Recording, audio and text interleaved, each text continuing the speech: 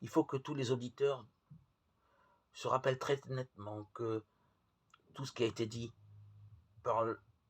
peut leur paraître renfermer quelque philosophie, mais qu'il n'aura guère de sens s'ils le croient écrit en langage ordinaire.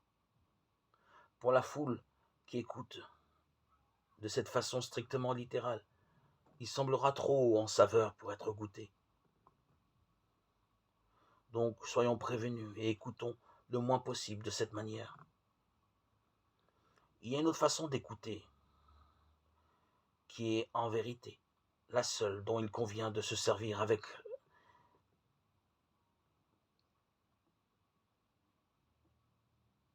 attention. C'est d'écouter non entre les lignes, mais dans le cœur des mots. À vrai dire, c'est déchiffrer une écriture secrète. Tous les ouvrages alchimistes sont écrits dans l'écriture secrète dont je parle. Elle a été utilisée de tout temps par les grands philosophes et les grands poètes. Elle est employée systématiquement par les adeptes de la vie et du savoir, qui, exprimant en apparence leur profonde sagesse, cachent sous les mots même qu'ils emploient son réel mystère. Ils ne peuvent faire davantage. Une loi de la nature exige en effet que tout homme doit découvrir tout seul ces mystères. Il ne peut les obtenir autrement.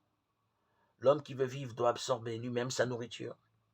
C'est là une loi naturelle qui s'applique aussi à la vie supérieure, où s'il veut vivre et agir, l'homme ne peut être nourri à l'accueillir comme on nourrit un enfant. Il doit se nourrir lui-même.